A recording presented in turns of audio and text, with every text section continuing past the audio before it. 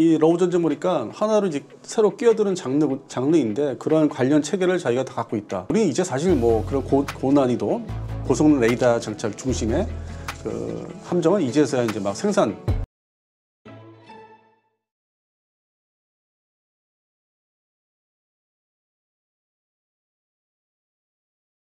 네, 우리 드론 얘기를 하다 보니까 다시 떠오르는 게 일론 머스크의 그 F-35 지구상에서 가장 뛰어난 성능이 좋은 비행기, 이건 너무 비싸고 드론보다도 못하다, 뭐 이런 어떤 학평을 한 것이 화제가 됐었잖아요. 네. 그러면서 미국의 드론 주식 회사들의 주식이 막 오르고 그 생산하는 그 전통 방산업체들의 주가가 막 급락하고 이랬거든요. 네.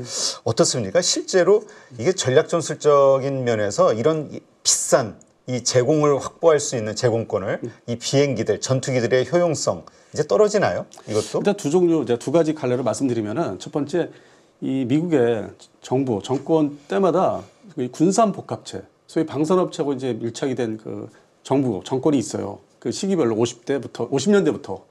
그러다 보면은 자기가 밀어주는 업체를 이제 키워주기 위해서 그 뭐 어떤 전투기 사자, 뭐 어떤 항공모함을 사자. 그게 이제 50년대 초반부터 아주 본격화 됐거든요. 그러다 이번에 이제 일론 머스크가 얘기한 거는 자기 주변의 친구나 뭐 자기가 투자를 하거나 서로 이렇게 돕는 게 그 분야, 무인 체계, 스페이스. 그러다 보니까 그냥 막 말을 지른 거죠.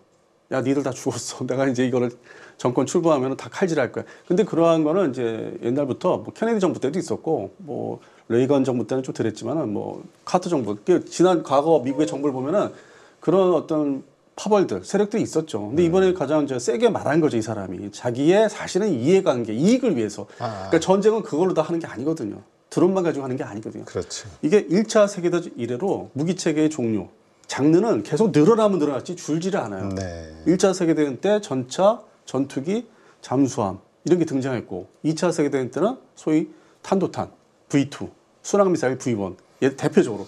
그게 늘어나는 거예요, 종류가. 저걸 이제 제압을 하기 위해서 자기가 이기기 위해서 무기 종류가 아주 개발해가지고 아이디어 싸움으로 그래서 늘어나는 추세이고 거기에 이제 드론이 이제 가세를 한 거고 가장 무서운 것 중에 하나로 물론 전에는 대전차 미사일, 뭐 지대공 미사일 이런 게 무서운 게 있었고 옛날 전쟁에서는 그러다 보니까 이제 그런 군산 복합체의 일환으로 새로운 야 니네 기존의 방산업체는 이제 좀 그만 해먹어 내 친구들이나 내가 투자한 회사에서 이제 새로 이제 부각된 업체에서 해먹어야 돼. 그런 측면에서 이제 발언을 했는데 최근에 다시 좀 그거를 좀 수습을 했어요. 꼭 그렇게 해야겠다는 게 아니라 좀 타협도 하고 좀 조정 좀 해야 된다. 약간 물러서는 이제 자세를 이제 또 이제 있었죠. 그리고 이제 이 지금 러우 전쟁만 말씀드렸는데 그 드론 전쟁 소위 이스라엘, 하마스, 네. 지금 헤즈볼라 전쟁 보시면은 그 대규모 공습을 합니다. 이스라엘 공군이 뭐 한 300여 대의 그 전투기를 가지고 물론 우리 대한민국 공군도 보유하고 있는 F-16 계열, F-15 계열, F-35 계열 세 가지를 집중 투입해서 아주 초토화시킵니다. 거기서 정밀 유도 폭탄을 투발을 끊임없이 해서 근데 이 전투기는 상당히 유연하고 사람이 조종하지만 유연하고 항상 계속 사용할 수 있는 그러니까 격추만 안 되면 계속 반복해서 공격할 수 있는 네. 그래서 사실상 하마스 특히 헤즈볼라가 이번에 아주 그냥 두 손을 거의 그 공습에 의해서 그리고 거기에 소모되는 그 폭탄들 정밀 폭탄은 미국에서 다 지원을 하고 물론 자기 내부에서 생산한 것도 일부 있지만은 그래서 이게 장르가 늘어나는 개념에서 다 필요한 거지 뭐 이거는 되고 저거는 안 되고 그건 아닙니다. 그리고 이제 이 일론 머스크는 좀 저는 이제 볼 때 속이 보이는 거. 그러니까 자기 네. 이해관계 때문에 한 말로 그러니까 정말 그것이 어떤 앞으로의 전술 전략적 무기 체계의 변화를 언급한 게 아니라 전문가로서의 그러니까 이게 이 러우 전쟁 보니까 하나로 이제 새로 끼어드는 장르인데 그런 관련 체계를 자기가 다 갖고 있다. 그러니까 나도 이제 좀 그 일반 정상적인 방산업체로 내 주변 사람들, 친한 사람들이 다 등장할 수 있기 때문에 껴줘라. 그런데 처음부터 세게 말해야만 껴주죠.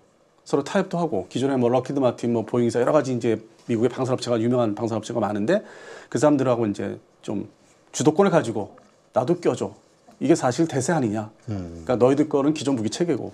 근데 그 얘기한 것 중에 뭐 사람이 탄 전투기는 이제 더 이상 필요 없다. 네. 근데 실제 그 얘기는 50년대 중반에 그 미국의 록히드사, 지금은 록히드 마틴이 아닌 록히드사에서 그 당시 최신 전투기 F-104 그거를 출시할 때부터 똑같은 얘기를 했었어요. 그러니까 이게 시대별로 이게 어디서 많이 들었는데 본 얘기인데 그 반복을 하는 거예요. 또 그런 사람들은 또 미국 내에서 살면서 어서 주워 들은 것도 있고 그냥 얼핏 설익은 얘기를 들은 거를 이제 자기 발언에 쓰는 거죠. 근데 저희 같이 이제 밀리터리 군사 평론가 입장에서는 저거 옛날에 몇 년도에 나온 얘기인데 그리고 그 당시에 누가 군산복합체 자기들이 이익을 위해서 막 다른 걸 잘라버리고 못하게 하고 네. 막 강제적으로 부작용도 있었고 그래서 그런 측면에서 저는 이번에 봤어요. 자기가 새로운 기득권을 갖겠다. 거기에 참여를 하겠다. 근데 뭐 잘 될 거는 같아요. 또 끼워주면 잘 될 것 같아요. 그 분야도 드론이라든가 이쪽 우주항공 이런 쪽. 근데 하여튼 드론이 커진다는 건 말씀 들어보니까 결국 스페이스 X 자체에도 큰 도움이 되겠네요. 왜냐하면 그 통신 레이더가 확보가 돼야 되니까. 그러니까 나름대로 이제 자기 구역, 그러니까 돈 벌 수 있는 아주 어마무시한 돈을 벌 수 있는 구역을 이제 자리를 잡고 있는 거죠. 그리고 이제 새로운 트럼프 정권에서 이제 확실하게 정책을 이제 하겠다. 그 선언을 한 거죠. 네. 하긴 뭐 진짜 대단해요. 머스크. 네. 머스크의 그 비즈니스 감각이라든가 그 마케팅 감각 보면은 참 정말 대단하다는 생각이 드는데. 근데 어쨌건 우리가 그 말에 대해서 이렇게 그 반응을 한다는 거는 그만큼의 파워가 실리기 때문이잖아요. 네, 맞습니다. 예. 이제 트럼프에 이어서 두 번째 권력자 아니냐 이런 얘기가 나올 정도인데 트럼프 2기 때 이 무기 체계와 관련해서 변화가 좀 클 거라는 예상을 하시는 분들이 많더라고요. 뭐 더 이제 사줘야 된다. 그리고 이제 거기에 일론 머스크 만드는 그쪽에 무인 체계라든지 우주 스페이스 X 뭐 이렇게 쐈다가 다시 돌아올 때 쫙 비행기처럼 이제 착륙. 그렇죠. 저도 그 상당히 좀 이게 SF 영화에서 보던 건데 드디어 이제 실천이 되고 그러니까 인간이 생각으로 다 실천이 되는구나. 그런 측면에서 이제 돈이 이제 그쪽에 좀 투입이 돼야 되고 그리고 기존에 F-35라든지 뭐 항공모라든지 기존에 이제 계획했던 거 정권의 어떤 상관없이 꾸준히 내려온 계획들이 있어요. 그거를 이제 아주 열심히 하겠다. 트럼프는 이제 할 거예요. 다 돈을 거기다 집중해라. 전투기, 함정 뭐 여러 가지 뭐 지상 무기 체계. 그러면 이제 돈이 좀 더 들어가는 상황이잖아요. 그렇죠. 국방비가 더 필요하죠. 그러다 보니까 이제 트럼프가 머리를 딱 쓴 게 해외 주둔군 이거 돈만 나가고 인건비 나가고 월급 줘야 되고 그리고 그 나라만 좋은 일 시켜. 그리고 웬만한 나라들 뭐 유럽의 나토라든지 뭐 대한민국도 들어가는 거지. 네. 쟤들 경제력이 있지 않냐. 일정 부분은 자기들 돈으로 그걸 이제 치러라. 대가를. 우린 그 대신 일시적으로 병력을 다 빼겠다. 뭐 나토도 마찬가지고 대한민국에서 일시적으로 그러니까 영구히 빼는 건 아니라고 봐요 저는. 일시적으로 자기 뭐 집권 기간 안에 한 4년 동안 뺄 수가 있어요. 그리고 이제 평택에 우리나라 이제 평택 기지가 있잖아요. 큰 대규모. 그거는 이제 뭐 집사 사람들 관리하는 이제 또 인력들이 있어요. 일종의 표현을 좀 하자면은 그것만 남겼고 이건 내 영토야 한국에 있는. 근데 내가 잠시 좀 갔다 오겠어 미국에. 이제 그런 상황. 그래서 나토 지역도 막 으름장을 놓는데 일시적인 이제 저기 빠져나갈 수 있어요. 그리고 그 기지들이 있어요. 그 영국이나 뭐 스페인이나 이태리 그 기지 협정을 맺어서 그거는 이제 계속 유지를 한단 말이에요. 그러니까 그건 돈이 좀 얼마 안 들기 때문에. 소유권이 계속 미국에 있는 건가요, 그건? 그래서 이제 그 기간 내에 뭔가 어떤 국방 예산의 여유를 마련할 수 있는 거예요. 근데 일단 우리한테 뭐 진료거나 유럽에 얘기하는 게 국방비를 뭐 5% GDP 올리라고 하지 않습니까? 올리라고 그랬죠. 그거는 일종의 이제 외형적인 수사, 그러니까 얘기하는 이제 표현하는 실제 뭐 쟤들이 할 거라 보지 않는데 뭐 이런 거 있어요. 근데 이제 그러다가 이제 딱 걸리면 이제 이제 일단 빼겠어. 그래서 그 예산이 이제 어떤 병력에 대한 예산이 그거에서 이제 많이 줄어들고 주둔비 하면은 무기 체계 쪽으로 좀 돌릴 수 있는 여력이 이제 그나마 지금 이런 아까 말씀하신 그런 드론 체계나 우주 쪽으로 돌릴 수 있을 것 같아요.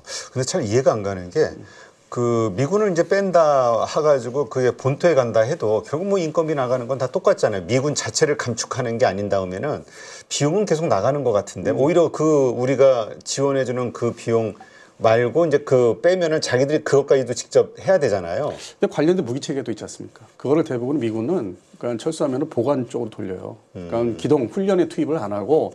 근데 이제 훈련 투입하는 이제 장비나 전투기나 이런 게 뭐 상당히 돈이 많이 들기 때문에 자주 해야 되고. 그러니까 훈련비가. 그러니까 해외에 나가 있으면은 그 본토에 있을 때보다 훈련을 더 많이 해야 돼요. 그 대한민국에서도 그랬고 유럽에서도 그러고 뭐 여러 종류의 훈련을 이제 뭐 주일 미군도 그렇고. 그래서 그런 종합적인 이제 그 금액을 따져오면은 줄일 수 있다는 거죠. 그리고 무기를 미국은 뭐 다른 나라 달리 그 보관 유지가 상당히 잘해요. 네. 그래서 금방 꺼냈을 수 있게끔 그런 그 능력이 대단하기 때문에 주둔지뿐만 아니라 이제 보관하는 장소도 뭐 많이 가지고 있고 미국 본토 내에 그래서 종합적으로 이제 그렇게 지금 제가 전망하는 거는 그런 목적을 지금 가지고 있지 않나 좀 줄이고. 그럼 실질적으로 주한미군도 좀 감축이 될 수 있다 이렇게 보세요? 당장 이제 좀 우리가 없어도 괜찮은 게 그 평택의 아파치 그 공격 헬기 네. 그 부대라든지 오산 지금 발표했지만은 오산의 그 A10 탱크 킬러 그것들은 없어도 뭐 그렇게 문제 없어요. 그러니까 전체 당장 50%를 줄여도 우리가 그동안 이제 국방비 투자한 거나 우리가 이제 건설한 게 있지 않습니까? 무기체계 쪽으로 뭐 병력보다는 무기체계 쪽으로 그래서 어느 정도 이게 좀 올라와 있기 때문에 그리고 이제 무엇보다도 이게 철수한다는 말 자체를 이제 무서워하는데 지금은 이제 미국이 1950년대부터 본토에서 갔다가 다시 들어오는 거. 뭐 전에는 이제 뭐 선박 함정이었다면 지금 이제 수송기로 그 능력을 이제 제대로 갖고 있어요. 근데 네. 우리나라 이제 주한미군 철수를 줄인다 할 때부터 이제 그런 저기 시범을 많이 보였죠. 1969년대 그런 훈련 처음으로 보여줬는데 다시 올 수 있다 금방. 근데 그때 당시에는 이제 병력 위주였고 지금은 이제 전차까지. 그러니까 간다고 해서 이게 사라지는 게 아니라 만약에 여기서 뭐 재래식 전쟁이 발발하면 바로 들어올 수 있고.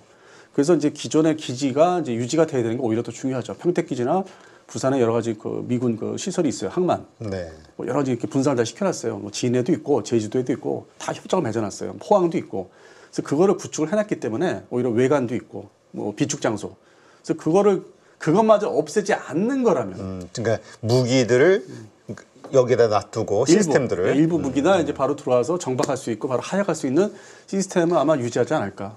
근데 우리가 제일 걱정하는 건 이제 실질적인 어떤 그런 효력보다도 북한이 혹시나 오판하지 않을까 그러한 것들 줄은 것으로 이제 해볼 만한데라고 오판하게 하지 않을까에 대한 두려움이 큰 거잖아요.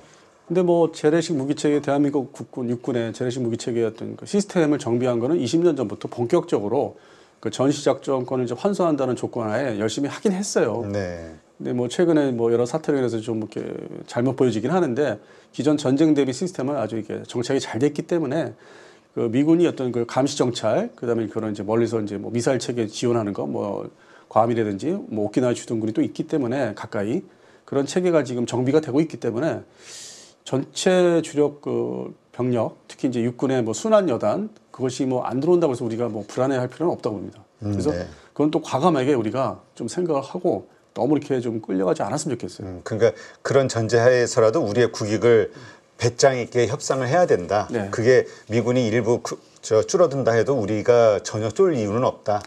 그리고 이제 한미 간에 이제 국방 정책에 있어서 이제 그런 걸 제시받았을 때 돌파구는 또 다른 측면이 어떤 게 있냐면은 우리 대한민국 경제 비례를 하지만 국방 예산에 미국제 무기를 지금 예정된 것들이 있거든요. 많이 사야 되는 것들. 그러니까 전에는 이제 그게 비판적이 왜 사줘야 되냐 뭐 그랬는데 고성능의 무기 체계, 뭐 감시정 차량이라든지 이런 거 미사일 쪽은 아무래도 미국에 의존하는 체계가 아직도 남아 있어요. 많아요. 뭐 F-35 스텔스 전투기도 그렇고.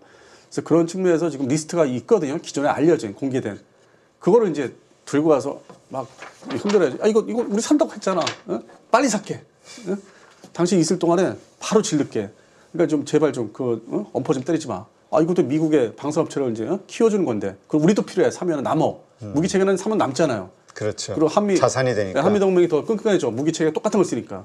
그래서 그러면서도 이제 할 수도 있고 그 협상 조건으로 처음에는 내년도에. 네. 그래서 저는 이제 뭐 이렇게 부정적으로 보지는 않아요. 그거에 대해서. 그러니까 여러 가지 방법이 있고 그리고 최악에 이제 빠진다 하더라도 기지만 잘 유지하고 보존하면 바로 올 수 있다. 네. 이번에 그 미국 정부, 그러니까 트럼프 정부의 가장 주적은 중국이다. 여기에 모두가 올인이 될 것이다. 그래서 중국을 견제하기 위해서라도 뭐 하여튼 뭐 여러 가지 정책을 한미일 공조를 강화시킬 수밖에 없고 그 가운데에서 뭔가 기회가 있을 것이다. 이렇게 보는 분들도 있는데 그런 차원에서 미국의 그 해군력 이게 지금 상당히 심각하다. 그래서 이번에 우리 한국 조선 바로 그냥 이야기했던 게 협력을 이야기한 거잖아요. 이런 부분. 근데 실제로 미국의 그 해군력이 지금 그렇게 심각한가요?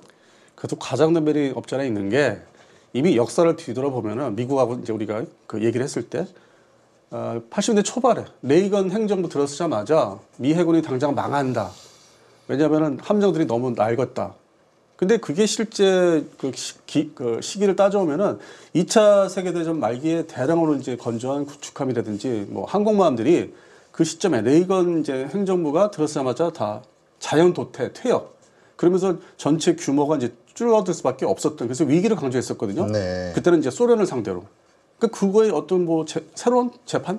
저는 그렇게 보고 있어요. 그래요? 그러니까 지금의 현재 미 해군력은 중국보다는 강해요. 왜냐하면 이 다른 언론에서 얘기했지만은 절반은 대서양 방면, 지금의 러시아 견제, 절반은 태평양 중국. 이 나눠져 있거든 함대가 모든 전력이. 그런데 아직까지는 이 태평양의 미 해군 전력이 그래도 중국보다는 한 40%, 30%는 우위에 있어요. 아, 그 군사력이 해군력이 그 정도 차이가 납니까? 전투력이 항공모함 숫자도 그렇고. 근데 이제 이게 러시아가 또 이렇게 전쟁을 하고 있기 때문에 만약 유사시에 이 진주만 사태 같은 게 있으면 또 대서양 함대가 이렇게 오면 들어와서 이제 보충이 되는데 여러 함대가 있으니까. 근데 그거를 유럽 지역은 다행히도 이제 영국과 프랑스가 항공모함이 있기 때문에 이태리도 있고. 그래서 트럼프가 얘기하는 건 나토 지역에다가 주요 국가에다가 그 항공모함을 좀 수시로 가동해라. 뭐 1년에 한 번 하지 말고 수시로 우리 대신 좀 그 순찰하는 걸 많이 해라. 돌아다녀라 그네 좀. 그것만 제대로 가동해도 내가 덜 신경 쓰겠다. 그리고 난 그리고 중국에 신경 쓰겠다. 이제 그런 생각이 있거든요. 군사적 무기 체계 쪽으로 보면은. 근데 그것조차 영국이나 특히 뭐 프랑스, 이태리가 돈을 좀 덜 쓰니까 그 작전, 훈련 비용을. 그러니까 그거를 이제 압박을 넣기 위해서 너희도 항공모함 있잖아. 두 척, 한 척, 뭐 두 척. 그것만 해도 일단 대응할 수 있잖아. 뭐 지중해 뭐 아니면 저쪽 위에서. 그래서 그런 면에서 하는 것도 있고 현재 그 공격력은 미 해군이 태평양 함대가 더 셉니다. 근데 이제 다만 걱정되는 게 노후화됐다고 하는 게 그 지원함들, 뭐 상륙모함, 뭐 상륙함들이 있어요. 그다음에 급유함, 뭐 탄약 보급함 이것들은 노후화됐어요. 근데 이쪽 부분 기술이 또 미국의 보안, 자기들이 이제 뭐 기밀 같은 게 별로 이렇게 많이 상대적으로 덜 들어가 있고 어떤 게 맡겨서 뭐 정비를 한다는 이제 지금 시작을 했지만은 MRO. 그다음에 뭐 새로 좀 만들어져. 그건 이제 뭐 급유함이라든지 뭐 탄약 보급함 같은 거는 사실 상선을 기준으로 해서 군용화했기 때문에 그거를 일본이나 대한민국에 이제 발주를 시키면은 우리가 잘 만들 수 있어요. 그거는. 그리고 우리가 빨리 만들고 좀 더 저렴하게. 그래서 이제 미국이 일단 1차적으로 생각하는 거는 항공모함 이런 게 아니라 그런 지원함 쪽을 일단 전례 없이 맡겨보자.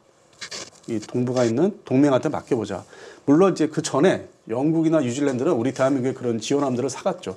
그러니까 이제 그거를 한 오래 기니까 미국도 한 10년 동안 지켜본 거예요. 대한민국의 어떤 조선 능력, 이거를 군용화된 함정에 어떻게 건조 능력이 있나 없나를 10년 살펴보고 그 과거의 역사를 다 뒤져보니까 우리도 이건 맡기자.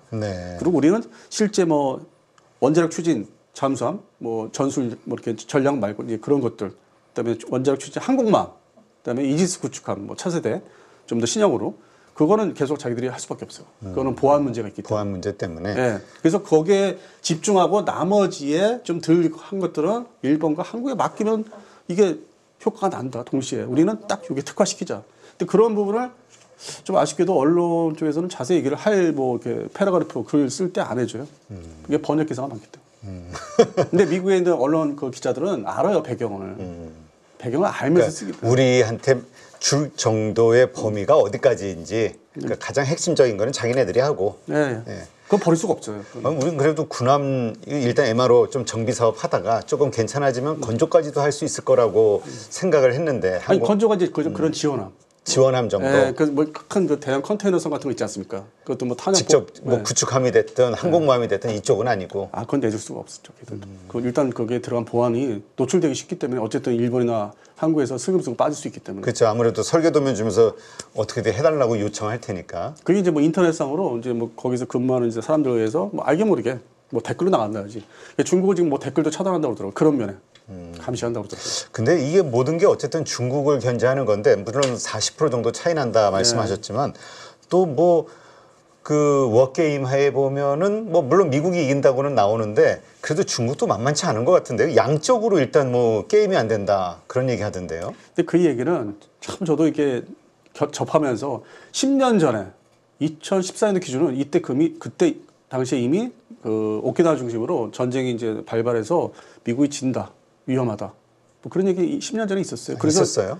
있었고 일본에서는 이제 우리나라는 잘 모르는데 지나가면 세월이 일본에서는 관련된 서적, 분석 그 뭐 책들이 어마무시하게 나왔었어요. 저도 그거 상당히 사다가 모았는데 그로부터 10년이 지났지 않습니까? 이제 2024년 말인데 오히려 그런 워닝, 경보를 자꾸 울리면은 대비한다는 거예요.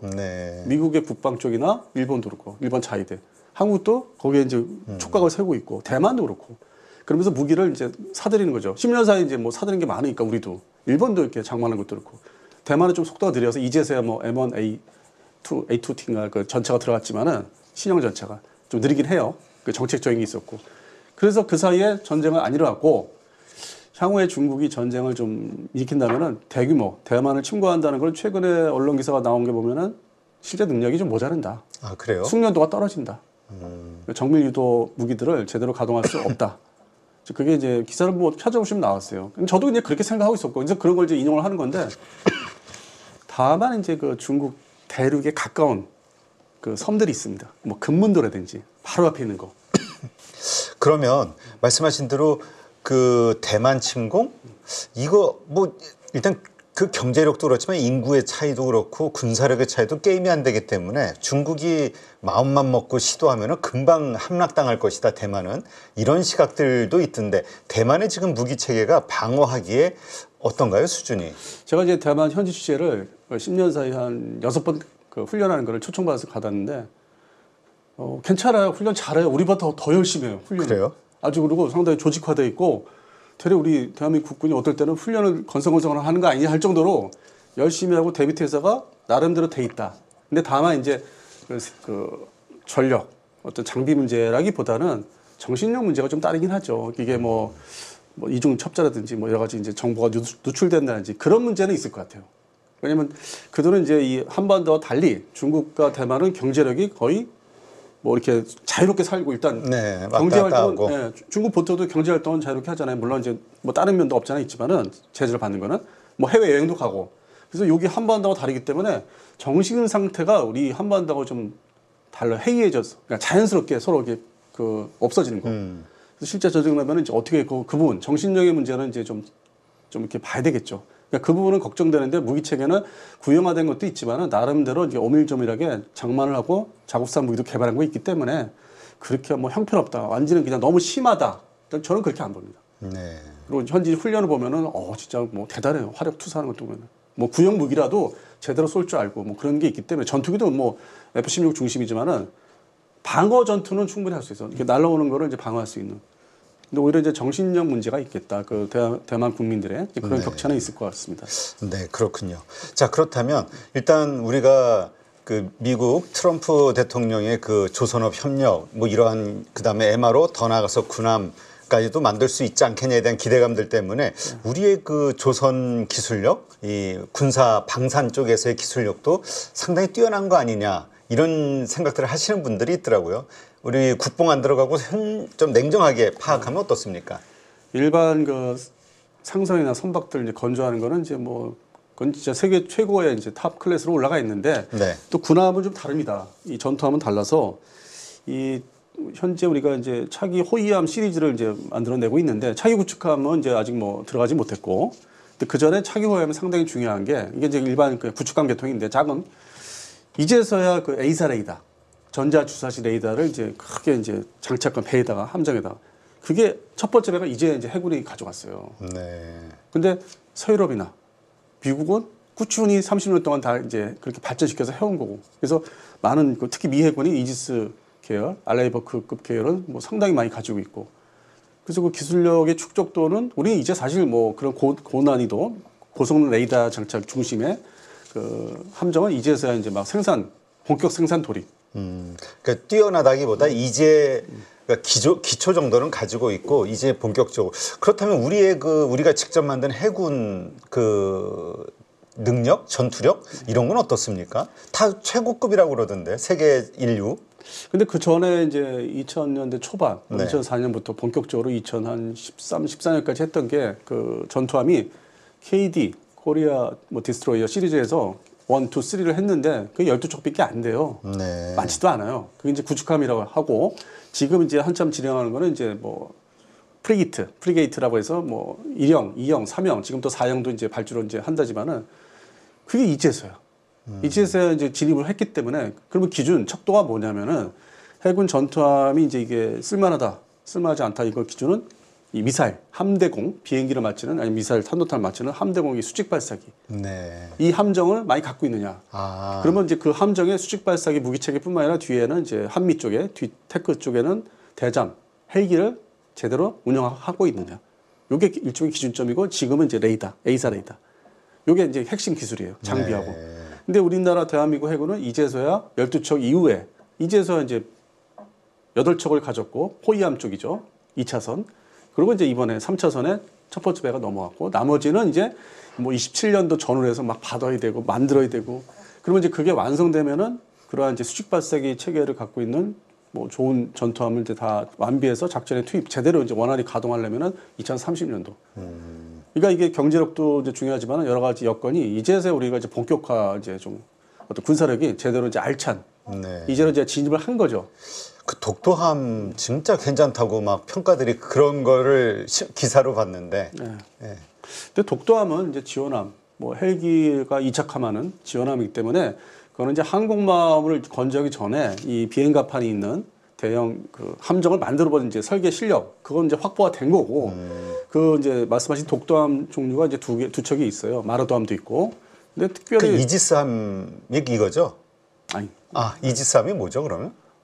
전자주사식 레이더를 막 몸에 이렇게 부착해서 적의 미사일 항공기를 다 탐지해서 막 즉각 미사일 발사해서 격퇴할 수 있는. 네. 근데 독도함은 그냥 저기 상륙 지원. 상륙 지원함이고 예, 예.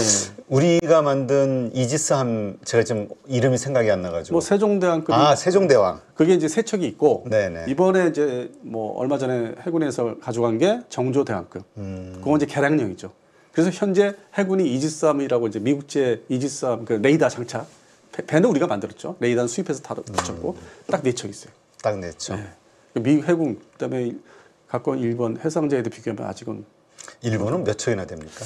그 처음에 공거급, 아타고급 그렇게 해가지고 지금 8척 체제인가? 그리고 지금 9척 체제, 뭐 12척 체제로 넘어가고 있어요. 그러니까 우리는 이제서 4척이 됐고, 그러니까 우리도 갈 길이 좀 멀고, 뭐 미해군은 뭐 말할 것도 없고, 미해군은 10척 뭐 이상 뭐 이렇게 되니까 비교가 안 되죠. 그렇다면 어쨌든 그 우리가 MRO 사업을 하면서도 미국의 어떤 선진 그 여러 가지 그 조선 관련된 이 방산 쪽의 기술들을 또 흡수할 수 있는 기회들이 만들어지겠네요. 지원함을 이제 하게 되면은 뭐 우리가 특별히 모르는 기술은 없어요. 지원함 쪽은 탄약 보급함, 뭐 급유함 이거는 우리도 다 아는 그 내부 선체 내부 구조를 어떻게 되는지 뻔히 아는 거고 다만 이제 미 해군에서 이제 건조할 때 그 요구 조건이 있죠. 이거는 우리는 이렇게 좀 만들어줘. 뭐 구조를 좀 네. 다르게. 그건 이제 기술이 할 수 없고 요구에 맞춰서 우리가 응하는 거니까. 그래서 그 부분에서는 그렇게 특별히 배울 건 저는 없다고 보고 있고. 그래서 실제 이제 우리가 기대하는 거는 전투함도 좀 해야 되지 않겠느냐. 그렇죠. 근데 제가 이제 가만히 따져보니까 미국이 또 워낙 급하면은 그 전투함 중에서 좀 등급이 제일 이제 막내가 있어요. 최신함인데 막내가 있습니다. 작은 배. 좀 더 저기 작다고 하는데 7,000톤짜리예요. 우리나라 앞에 뭐 또 큰 구축함.